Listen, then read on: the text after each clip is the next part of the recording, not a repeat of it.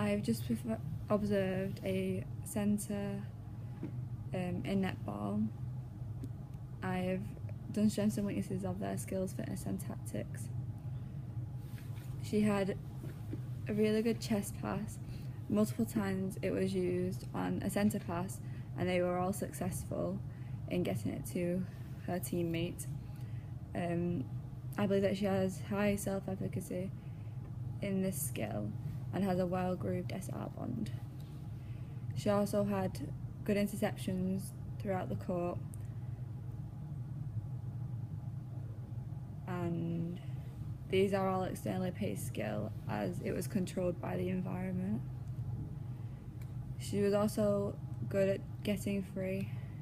This was her, in particular, her single dodge, where when she was receiving a pass from the sideline, she was able to dodge and get free for an easy pass into the circle. This was good as she utilised friction by using her performance enhancing products of her ASICs.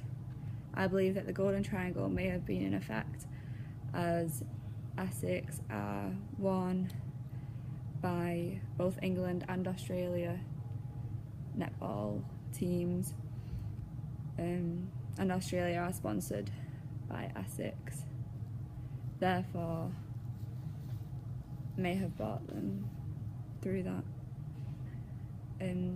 She was also very good at holding space on the edge of the circle, because she had a low centre of mass, widening her base to get good stability. The non-complex footwork was generally good, including her footwork known as a sticky step or the one count,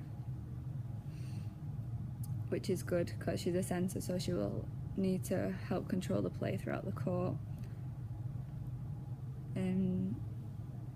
She had good cardiovascular fitness, and which means that she experienced myocardial hypertrophy, increasing the oxygen to the working muscles by 80%, through the mechanics of breathing, allowing her to play for the whole 60 minutes as centre, which means that she will have an efficient sternocardiomastoid contracting, pushing the ribs up and out during inspiration, which increases the volume of the thoracic cavity for diffusion to take place, as it will decrease the partial pressure in her lungs, increasing her breathing depth. She also had very good aerobic capacity, which means that she is likely to have lots of slow oxidative fibres. She may have had a pre-meal, allowing for energy fuels such as fats or carbohydrates to allow her to resynthesize ATPs.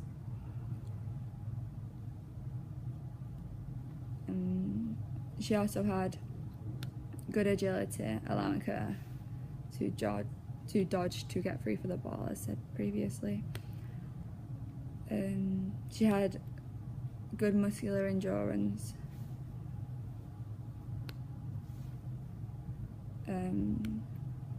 through the increase of blood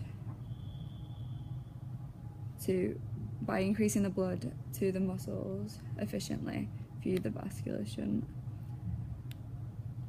She also had good acceleration on her single drive, which is Newton's second law, allowing her to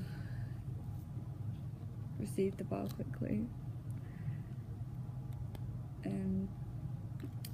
She had good tactics, including her position on the edge of the circle and her positioning throughout court, allowing her to track her player well, and allowing her to recover if she was not near her player before the ball was able to get to her player. She had good defensive knowledge, including the zone on the back line for the opposition's play and a wall on the centre, on the opposition centre. She was also very good at communicating. This could be because she was a type A personality. She is extroverted and may have some good leadership qualities because she was motivational.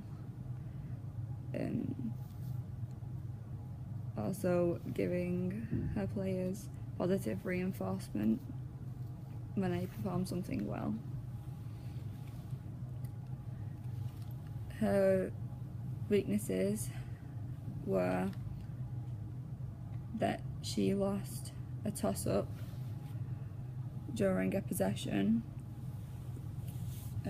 This could be due to over-arousal, as she felt pressured to win the ball back, as it was her that lost it.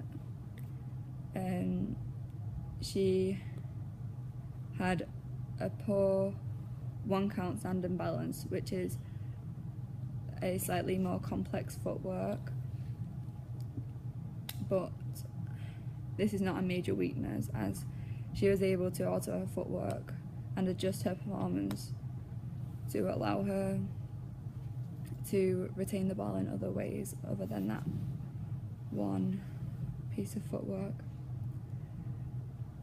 Her shoulder pass was also poor throughout the court, which lost her the ball a number of times whilst trying to do a long pass across the court to a running player.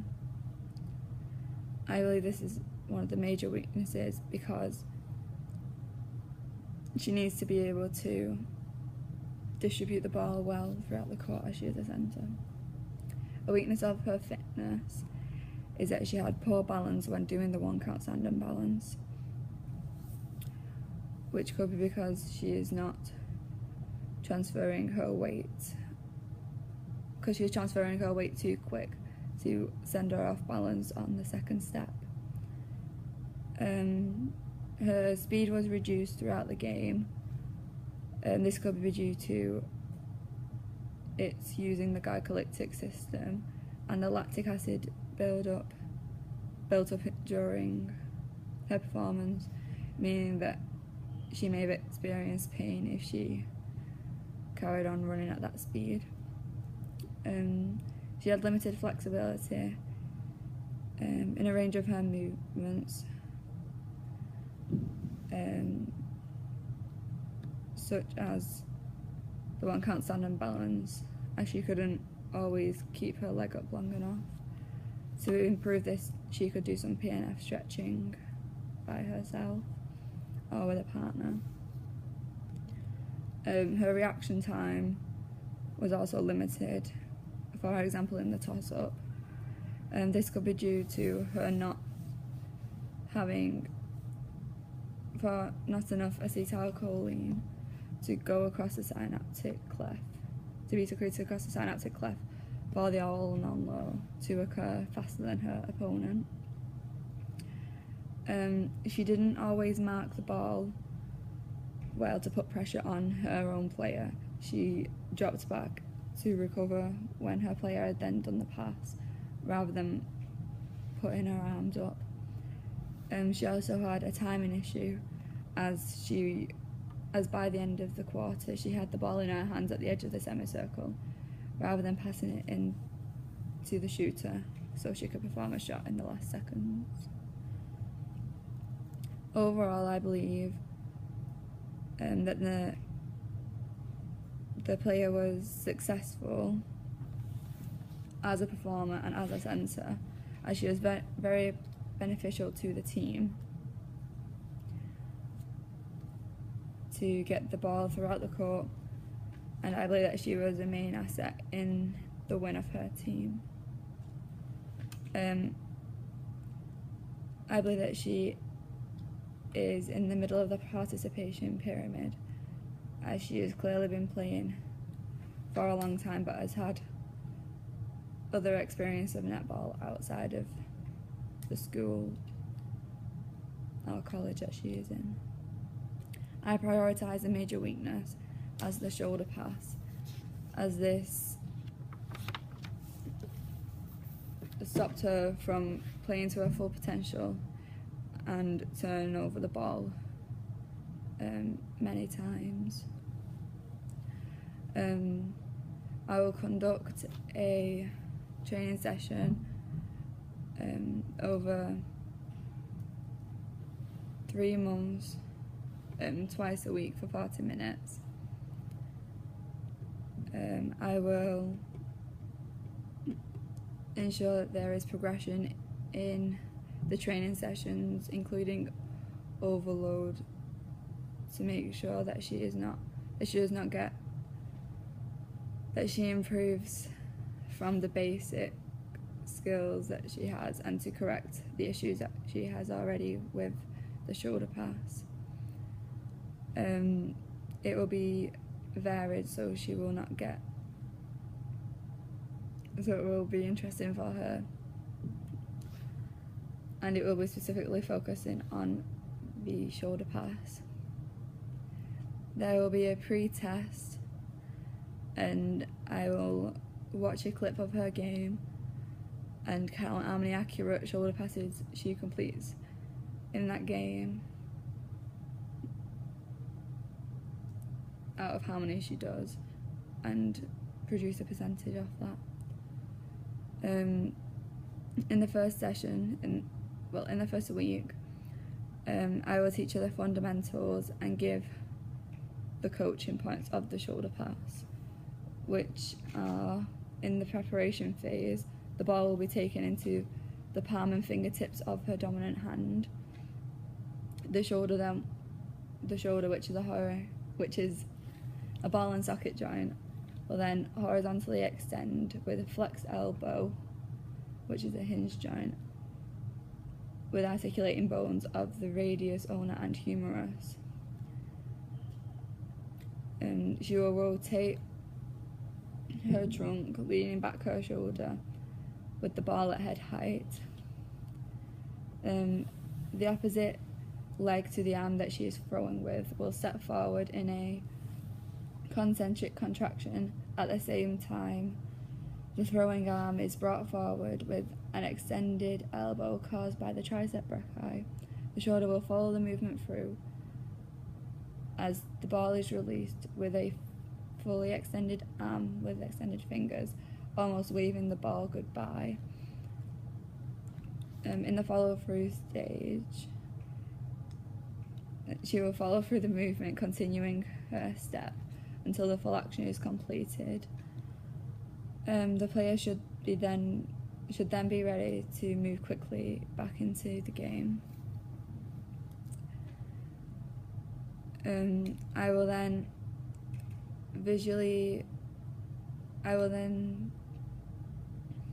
show her a video of a performer doing the skill, making sure that she is a high level and the skill is of good quality, thereby using technology to enhance the performance. She will then be throwing the ball against a spot on the wall, reflecting it back to the mental image that she has now got in her mind. She will need to get 80% to 90% of these accurate, as it is a basic skill and she can already throw it well. We just need to improve how accurate they are. She will be stood at a cone about 3 meters away, which will be using mechanical guidance by using the spot on the cone on the floor. If she does this well, maybe increase the distance of where she's releasing the ball from.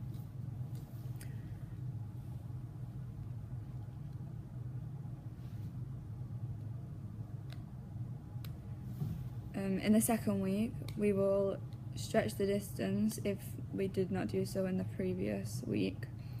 And then also bring in a player to catch and throw the ball with each other, making sure that it is between head and shoulder height of the teammate that is catching it. She will do 25 of these passes, making sure that she is getting 90% of these accurate before moving on to the next stage. A progression for this is maybe making the player drive towards her so that she can alter of how hard she would throw the player depending on how far they are apart. In week 3, she'll throw the ball to a moving player, perhaps in a triangle or diamond drill. Again, having select spaces on the floor, or using the badminton court lines on the floor as a guideline of where to stand. She would then in these drills adapt it so she will run as well as catching and throwing the ball, always making sure that she is throwing in front of the player, perhaps to a player with an open hand, directing where she wants the ball to be thrown. In week 4, we will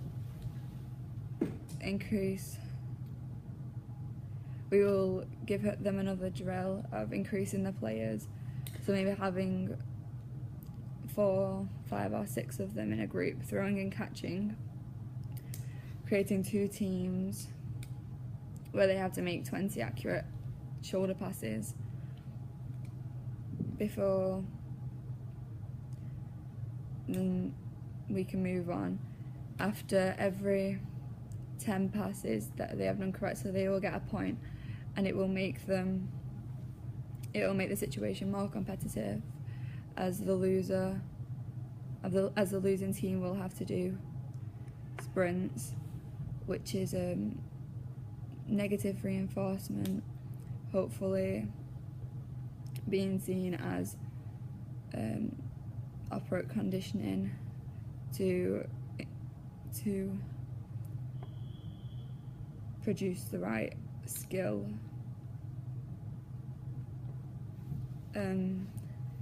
A second drill that we could also do during this week is the oddity, as it allows her to do the shoulder pass is on several different situations within that one drill.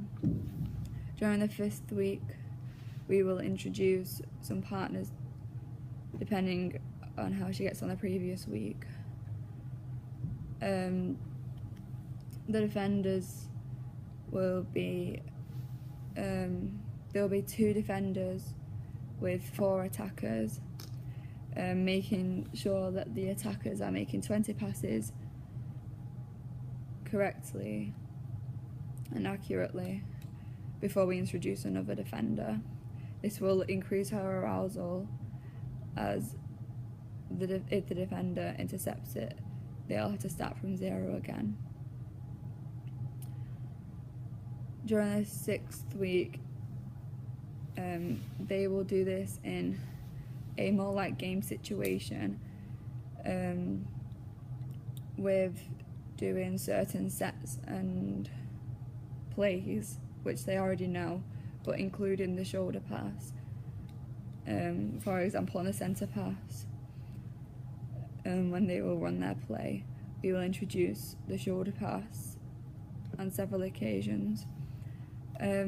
They will run this through, and they will need to make at least 5 passes, of which 2 of them must be shoulder passes, before they can make a shot.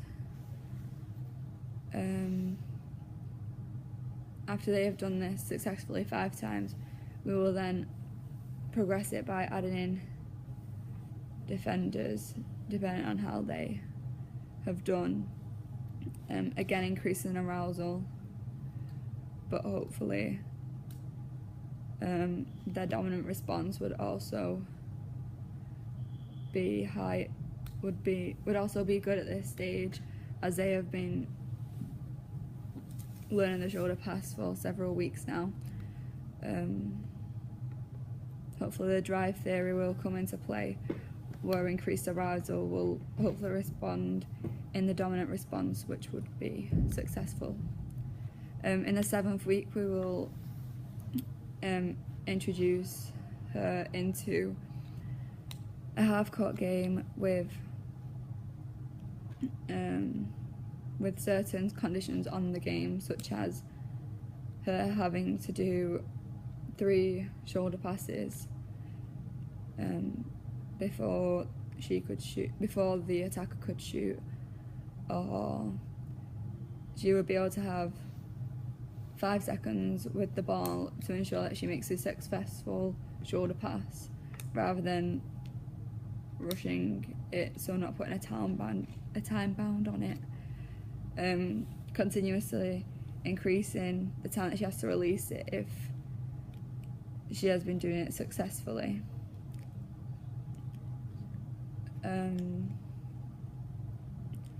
During the 8th week, we will put her into a full court competitive game situation where the post assessment will take place. In the same way that I will count how many accurate shoulder passes she will make during the game compared to how many didn't quite reach the teammate or were intercepted. This should at least be 90% to 100% accurate and successful.